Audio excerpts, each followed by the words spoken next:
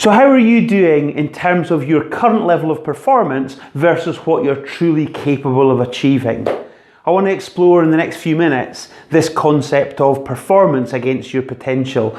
But first, just to kind of call out the fact that I've noticed that here I am standing in Edinburgh. It is getting a little bit colder. We're kind of through with a good summer. But what I've noticed is a bit of a pattern of me doing videos with my V-neck jumper on.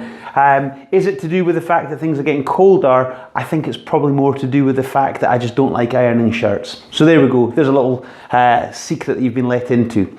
Anyway, back to the purpose of this video. Performance and potential.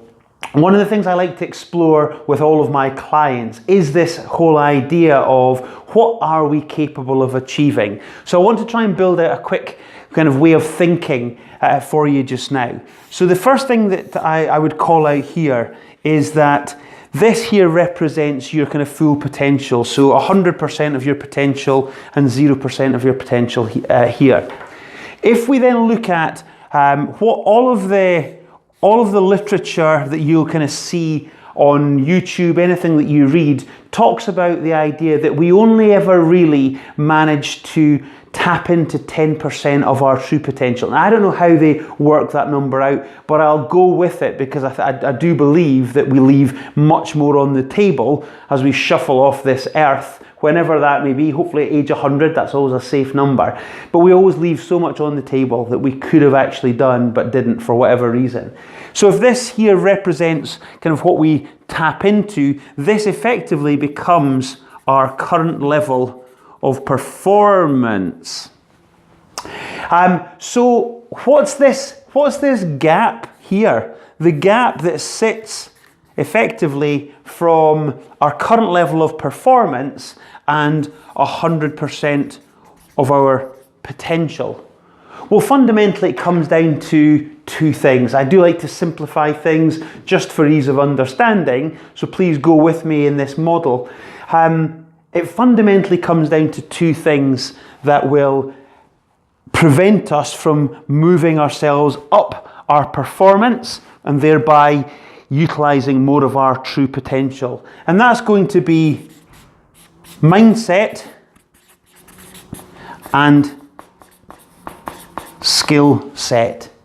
So again, as you listen to this, have a think about what are the things that you're currently thinking. How are you thinking? What are some of the fears that are going on in your head, some of the limiting beliefs that we all have? So how do we, what's our kind of level of thinking or our mindset? And how might we, through changing some of our thought processes, might we be able to lift our performance? You know, more simply than that, because that's arguably the harder thing to do. The easier of the two sides to this is building our skill set. So what is it that we need to get better at? So again, do we need to get better at sales to help grow our business? Do we need to learn more management skills in order to get the most out of our team?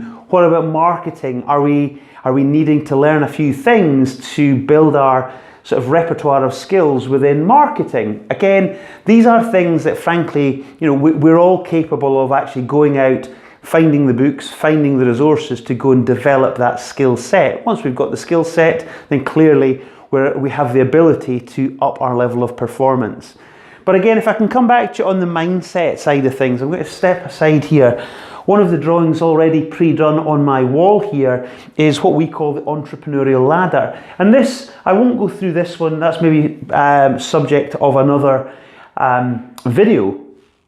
But when I did this exercise with a recent new client, that one of the things that struck them was how they were thinking was absolutely limiting the growth and the speed of growth of their business. And that's because they were operating with a self-employed stroke manager mindset as opposed to truly thinking like an owner.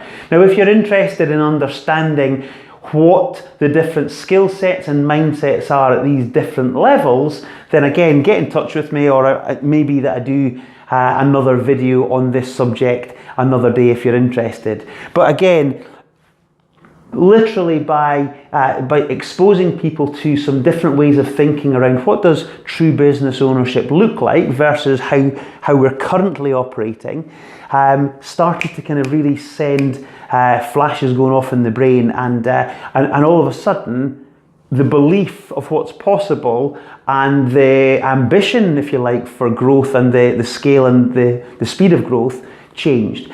So again, how are you thinking? Really important thing to get right in order for us to strive towards increasing our performance and thereby utilising as much of our potential as we've got within us. So there we go. Hope that's been helpful.